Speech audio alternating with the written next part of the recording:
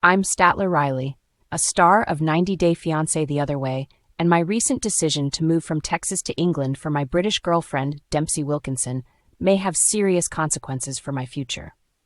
I traded my comfortable life in America for what I thought would be a dream adventure, exploring Europe in a van with Dempsey, who envisioned a simple, nomadic lifestyle.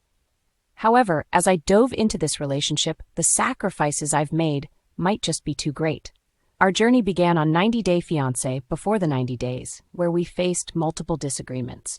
We didn't see eye to eye on some vital issues, including our views on having kids and the pace of our relationship. While I wanted things to move quickly, Dempsey's more easygoing nature often collided with my quirky, direct personality. Now in Season 6 of 90 Day Fiancé the Other Way, my willingness to uproot my life for Dempsey raised some serious questions about whether I am giving up too much to make this relationship work. The reality of our van life hit hard when we realized that our financial planning had serious flaws. Dempsey sold her home and most of her possessions, while I took out a hefty $20,000 loan to contribute to the van purchase, which ended up costing more than we anticipated. Despite thinking we had it covered, I had to cover the money shortage with an advance on my paycheck. It remains unclear who officially owns the van, but it appears that I may have financially committed myself to Dempsey's dream while risking my own stability. I work remotely in finance, which allowed me to keep my job even while living abroad.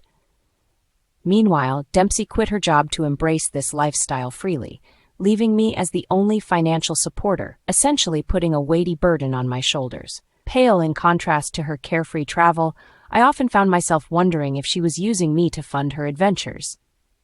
Before I made the leap to England, I felt a lot of uncertainty.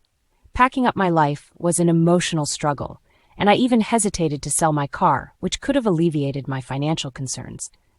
Deep down, I knew keeping it was a safety net, something that hinted at my fear of the unknown. My anxiety grew as I was set to leave behind the familiarity of my comforts and the stability of my routine. The combination of stress and a potentially fragile relationship didn't bode well for my mental health.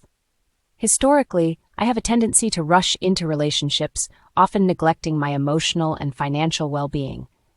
As someone adopted as a baby, I've grappled with feelings of inadequacy and a relentless search for unconditional love. Friends have raised concerns about my pattern of sacrifice for partners who haven't reciprocated.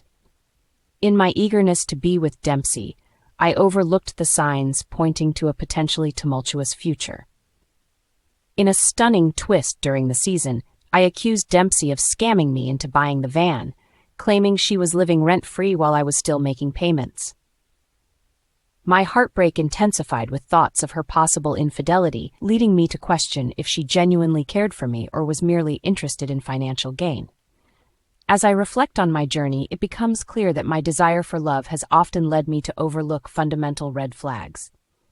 Ultimately, I moved to England to find what I thought was my happy ending, but received heartbreak instead.